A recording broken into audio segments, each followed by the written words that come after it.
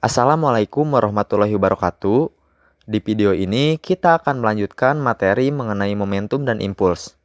Sebelumnya kita sudah belajar mengenai konsep dasar momentum, bagaimana momentum ditinjau dalam dua dimensi, konsep dasar impuls, dan terakhir kita belajar mengenai bagaimana cara menghitung impuls pada sebuah grafik gaya yang bekerja selama selang waktu tertentu. Selanjutnya, materi yang akan kita bahas adalah hukum kekekalan momentum dan tumbukan. Namun sebelum itu, saya ingin mereview sedikit materi yang sudah dipelajari di video sebelumnya dan akan digunakan untuk pembahasan di video ini. Yang pertama, konsep momentum, yaitu ukuran kesulitan menghentikan gerak benda. Bisa dihitung menggunakan perkalian massa benda dan kecepatannya. Lalu yang kedua, impuls, yaitu gaya yang bekerja selama selang waktu tertentu.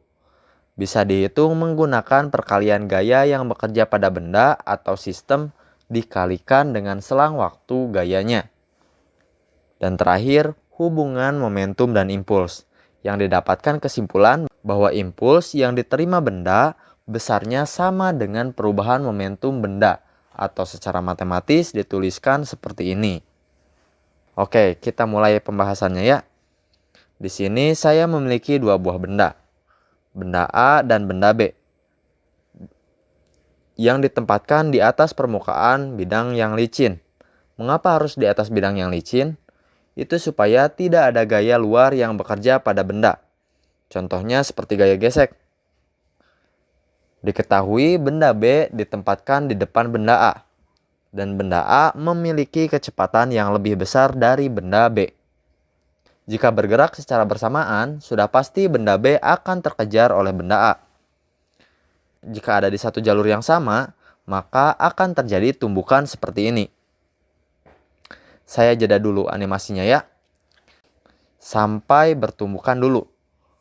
Nah, di sini otomatis minimal ada gaya dorong yang diberikan benda A ke benda B. Tapi kita tahu, berdasarkan hukum 3 Newton, jika kita mengerjakan gaya pada suatu benda, maka benda itu juga akan mengerjakan gaya kepada kita yang besarnya sama, namun arahnya berlawanan. Atau F aksi sama dengan F reaksi. Maka coba kita tinjau gaya yang bekerja selama benda bertumbukan. Di sini gaya aksinya adalah FAB, atau cara bacanya gaya yang diberikan benda A terhadap benda B. Sesuai dengan hukum 3 Newton, maka otomatis benda B juga memberikan gaya yang besarnya sama dengan yang diberikan oleh benda A, yaitu FBA, atau cara bacanya gaya yang diberikan oleh benda B kepada benda A. Maka FAB sebagai gaya aksinya dan FBA sebagai gaya reaksinya. Dituliskan seperti ini. Lalu coba kita perhatikan bahwa kejadian tersebut berlangsung selama selang waktu tertentu, yaitu delta T. Maka persamaan tadi kita coba kalikan dengan delta T-nya di kedua ruas. Oke, sampai sini dulu. Ingat konsep impuls yang dapat dihitung dengan menggunakan persamaan I sama dengan F dikali delta T. Maka kita dapat meninjau impuls yang diberikan masing-masing benda. Maka impuls yang diberikan benda A sama dengan negatif impuls yang diberikan oleh benda B. Akibat dari tumbukan tadi, maka benda akan memiliki kecepatan akhirnya. Karena di bagian atas sudah penuh, maka kita coba pindahkan persamaan yang sudah kita temukan tadi ke bagian bawah ya. Oke, sebelum dilanjut, ingat bahwa impuls itu merupakan perubahan momentum. Maka kita dapatkan perubahan momentum benda A sama dengan negatif dari perubahan momentum benda B. Atau momentum akhir benda A dikurang momentum awal benda A. Sama dengan negatif kurung buka momentum akhir benda B dikurang momentum awal benda B kurung tutup. Kita uraikan momentumnya dengan menggunakan persamaan momentum, yaitu P sama dengan M dikali Pi atau massa dikali kecepatannya. Oke, coba lihat. Kecepatan benda setelah tumbukan. Benda A memiliki kecepatan Pi aksen A dan benda B memiliki kecepatan Pi aksen B. Maka momentum akhir benda A sama dengan MA dikali Pi aksen A dikurang momentum awal benda A, yaitu MA dikali Pi A. Sama dengan bagian ini pun kita urai sama seperti sebelumnya. Maka jika tanda negatif ini dikalikan ke dalam kurungnya,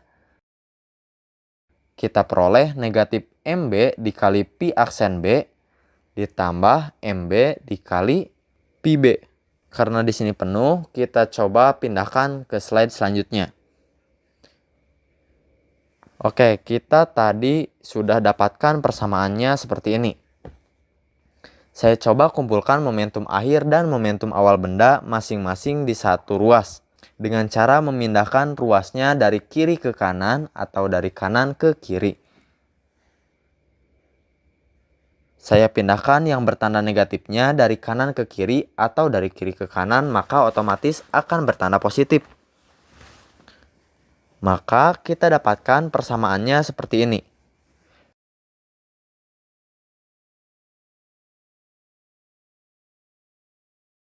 Yang memiliki makna bahwa jumlah momentum A dan B sebelum tumbukan sama dengan jumlah momentum A dan B setelah tumbukan.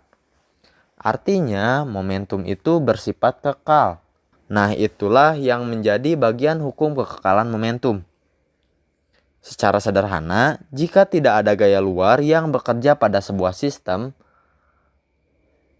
tadi sistemnya kan sistem dua benda yang bertumbukan, maka jumlah momentum sistem tersebut tetap.